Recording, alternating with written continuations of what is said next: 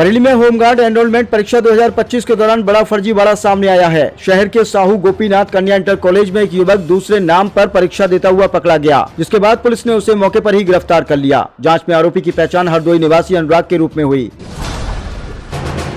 बरेली के इज्जतनगर क्षेत्र में ऑनलाइन शॉपिंग के दौरान एक महिला साइबर ठगी का शिकार हो गई। पार्सल लेट होने पर इंटरनेट से कस्टमर केयर नंबर ढूंढकर कॉल करना महंगा पड़ गया। ठग ने व्हाट्सएप पर एपीके फाइल भेजी, जिसे खोलते ही मोबाइल हैक हो गया। इसके बाद 5 ट्रांजैक्शन में करीब 5.25 लाख रुपए खाते से निकाल लिए गए।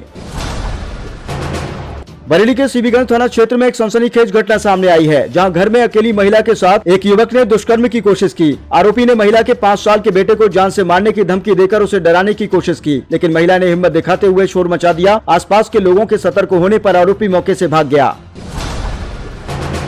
बरेली के प्रेमनगर थाना क्षेत्र स्थित एमबी इंटर कॉलेज मैदान में अचानक आग लगने से कुछ ही देर में विकराल रूप ले गई, जिससे इलाके में हड़कंप मच गया। ऊंची लपटों और धुएं के कारण आसपास अफरा तफरी फैल गई। स्थानीय लोगों की कोशिश नाकाम रहने पर दमकल विभाग को सूचना दी गई, जिसके बाद टीम ने कड़ी मशक्कत कर आग पर काबू पा लिया। प्रारंभिक जानकारी के अनुसार आग की चपेट में बिजली और पानी की लाइनें भी आ सकती थी, हालांकि इसकी पुष्टि अभी बाकी है। बरेली की दरगाह आला हजरत पर आयोजित 2 दिवसीय उर्स ताजुल शरिया के समापन के बाद अब जायरीनों की वापसी शुरू हो गई है। देश विदेश से पहुंचे लाखों अकीदतमंद कुल शरीफ के बाद दुआ कर नमाकों से दरगाह को सलामी देकर लौट रहे हैं। उत्तर प्रदेश में बड़े स्तर पर आयोजित पासिंग आउट परेड में 60,244 नए आरक्षी पुलिस बल में शामिल हुए। सीएम योगी आदित्यनाथ ने कहा कि प्रदेश में माफिया राज खत्म हो चुका है और अब दंगे नहीं होते। उन्होंने अनुशासन, नेटवर्क और जनसेवा को पुलिस की सबसे बड़ी ताकत बताया।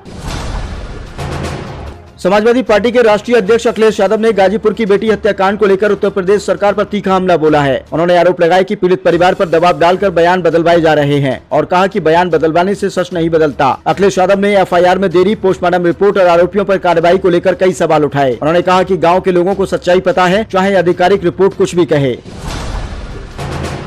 इलाहाबाद हाईकोर्ट ने अपने अहम आदेश में साफ किया है कि SC/ST एक्ट के मामलों में एफआईआर दर्ज करने की मांग पर मजिस्ट्रेट का पूर्ण विवेक अधिकार होता है कि वह एफआईआर का आदेश दे या मामले को परिवाद के रूप में दर्ज कर साक्ष्य पेश करने को कहे। न्यायमूर्ति मदन पाल सिंह की एकल पीठ ने एम्स गोरखपुर के छात्र जितेंद्र भाटी की अपील खारिज करते हुए कहा कि मजिस्ट्रेट यह तय कर सकता है कि मामला पुलिस जाँच योग्य है या नहीं।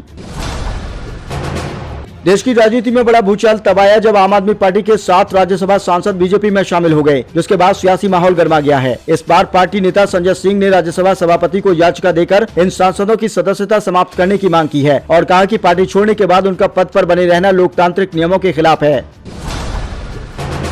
पश्चिम बंगाल में चुनावी माहौल गरमाया हुआ है, जहां पीएम नरेंद्र मोदी ने आरामबाग और बनबाग की रैलियों में टीएमसी सरकार पर हमला बोलते हुए कहा कि 15 साल में जनता का भरोसा टूट चुका है और अब गुस्सा चरम पर है। वहीं गृह मंत्री अमित शाह ने तेहटा में दावा किया कि पहले चरण में बीजेपी को बढ़त मिली है और सरकार बनने पर महिलाओं, युवाओं और किसानों के लिए बड़े फैसले लिए जाएंगे।